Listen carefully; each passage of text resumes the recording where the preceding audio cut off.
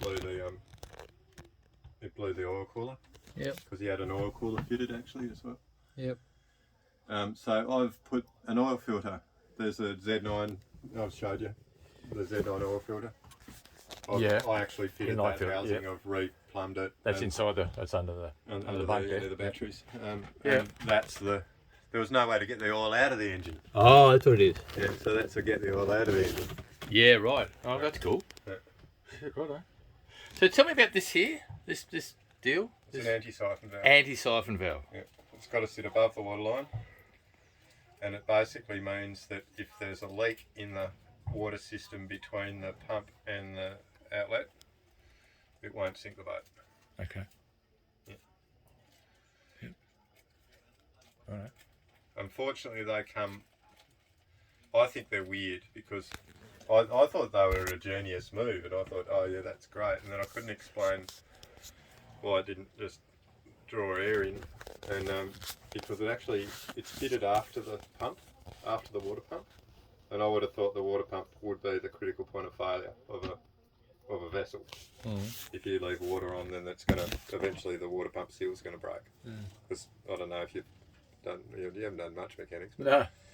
So water pumps and water pump seals are things that just go. Like once every few years, they'll just go. You might get 10, you might get 5, they just go. So if you've had a car for more than 10 years, you've probably replaced the water pump seal. Yeah. So that's what I would have thought would be the critical point of failure in the whole system. But that thing works after the water pump seal, so everything else, because it can't go.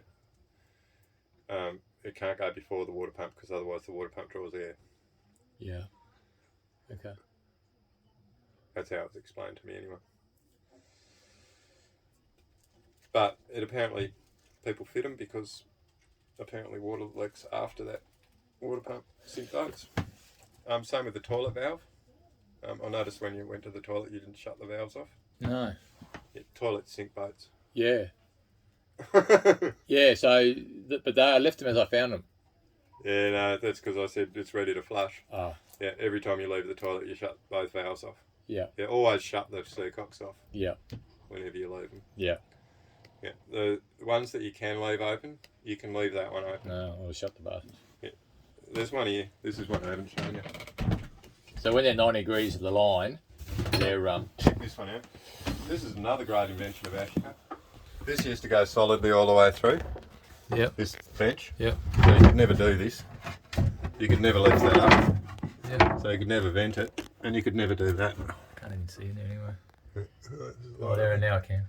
Yeah. Oh, look at that. Yeah. So that's the Seacock for the drain. Sink. And for Yeah. the bilge pump. Yeah. Right. Yeah. If you leave that on, I'll come in around in under here. There's another one. And if this guy here is turned to that setting, and you leave that on, Yeah. and you're on a starboard tack, Yeah. You'll fill up with water. you'll fill the boat with water. Yeah. Right. So this one goes off. That's three-way. That's bilge pump. Oh shit. Yeah. Yeah. So you want that facing towards the bilge pump. That shuts the bilge pump off from the outside world. Yeah. So that's the one. When you way. turn the bilge pump on, you're going to turn that like that, which shuts the sink off. Oh, okay. Yeah. So that's sink. Yeah. That's bilge pump Yep. off. Off. Yeah. That's bilge pump off. Yep. That's bilge pump on. Yeah. So sink off. Sink off. So you can leave it open for the bilge. You Sink on. got to put it somewhere for the bilge pump. When you got to put it somewhere. So when we're sailing, we should leave it like It's that. always like that, Right. unless you flick this switch, turn the bilge pump on. Yeah. You go like that, bilge pump on, valve on, flick the switch, Yeah. the bilge will pump. Okay. Yep.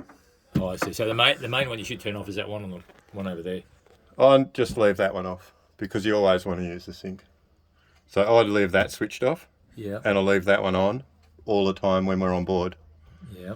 Yeah. If I was doing a passage, like a big long passage, I'd probably turn that one off. Yeah. But that one on the outlet from the sink very rarely gets switched off because you're always using the sink.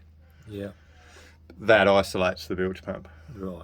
So no matter what tack you're on, or So when I turn the bilge pump on, I've got to do that. turn that Yeah. and then flick the switch. Yeah. Yeah. And make sure that's open out there. Yeah. Make sure it's open to the external. Yeah. Yep.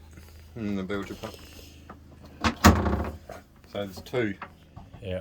But generally, I'll leave that one on. That's above the waterline. Yeah. So unless you're leaning over, Yeah. it's not a problem.